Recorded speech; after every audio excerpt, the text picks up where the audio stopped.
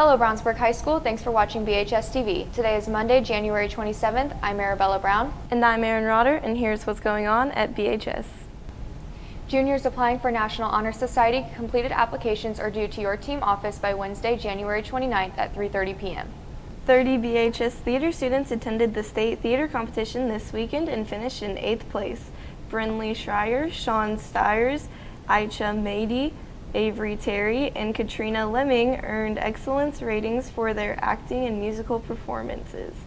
Katie Rudder received a superior in performance, and 5 technical theater students also earned superiors.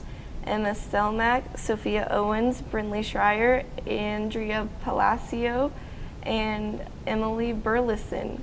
It was a very successful weekend for BHS Theater. Don't forget to fill out a nomination form for the Bulldog Teacher of the Month. Forms are available in all team offices. Teachers have really appreciated your nominations and comments so far this year. Filling out a form is not an excuse to be tardy to class, though. You will not receive a pass from the team office. Please pick up forms and drop them back off at a later time. Juniors and seniors, BHS is hosting a technical school mini fair on Wednesday, January 29th during 4th period. Many different local technical schools will be in attendance to present information and answer questions. If you are interested, you must sign up in Naviance. Just go to the What's New section on the homepage and register for the visit. You will be responsible for any missed classwork. Bulldogs for Life is hosting a baby item drive this week. You can bring in anything from diapers to baby bottles. All items can be taken to your team office, and all of the donations will go to the Gabriel Project, an organization that helps mothers in need.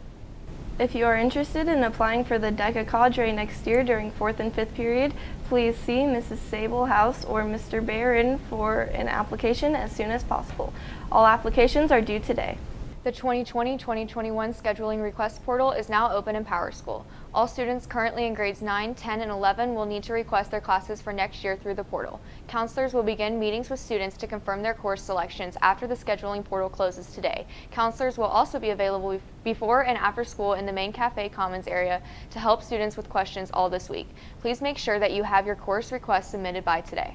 Key Club meetings will now be held in C1212B, which is the LGI room near the cafeteria and right next to door 6. They meet every Tuesday morning at 7:15. If you are interested in the Equality Alliance Club and wish to be in an inclusive environment where you discuss issues and challenges to the LGBTQ community, come to one of their meetings, which are held every Tuesday from 3 p.m. to 4 p.m. in Mr. Lee's classroom, SA 212 in the Senior Academy. Equality Alliance is an LGBT-friendly club that celebrates diversity. All are welcome. As technology continues to advance, virtual reality does as well. Here's BHS TV's Nate Linville with an inside look on one of the newest consoles of VR and even some gameplay. Remember those days as a kid looking through the Viewmasters at 3D photos and experiencing a different world? Little did we know, several years later, technology would introduce a whole new perspective to our eyes and even body movements in a virtual world, all by simply looking at a screen. Just in the past year, the VR company Oculus released a headset capable of many features without the need of buying an expensive computer. The Oculus Quest is capable of all the VR functions and the first all-in-one headset to provide games, high resolution, advanced tracking, and its biggest advantage, no wires to worry about. Since it was one of the highest-selling electronics this Christmas and The Rise of Skywalker just came out in theaters about a month ago, we've brought you a teacher-for-student competition on one of Oculus's most popular games called Vader Immortal. In this game, you turn into a Jedi and fight against the Empire and see just how long you can survive. You have the ability to fight with a lightsaber, deflect lasers, and even throw your saber and use the ways of the Jedi Force. Now let's take an inside perspective of the Oculus Quest and watch the Jedis compete.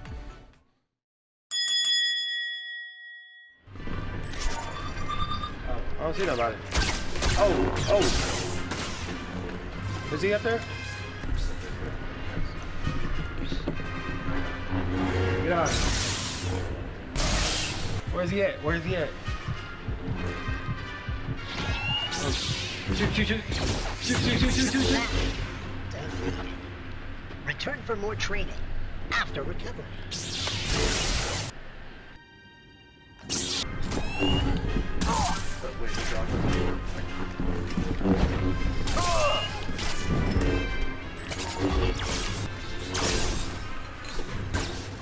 Come back. User.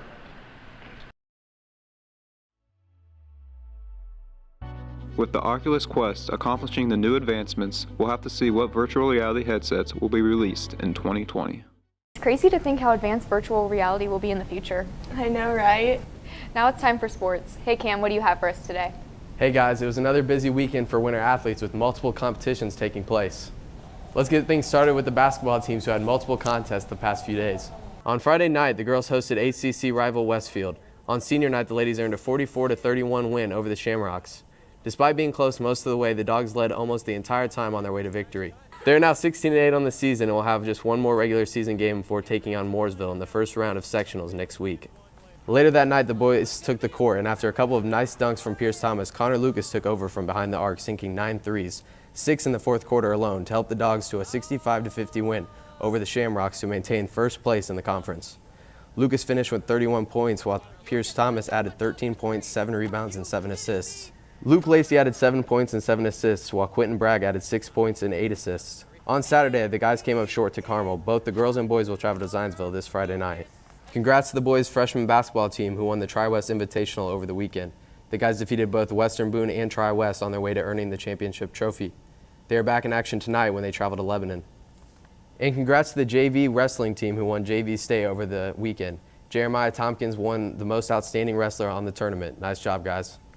And congrats to the BHS girls bowling team who won semi-state and advanced to the state finals. They are one of just 8 teams of the remaining in the initial field of 110 teams.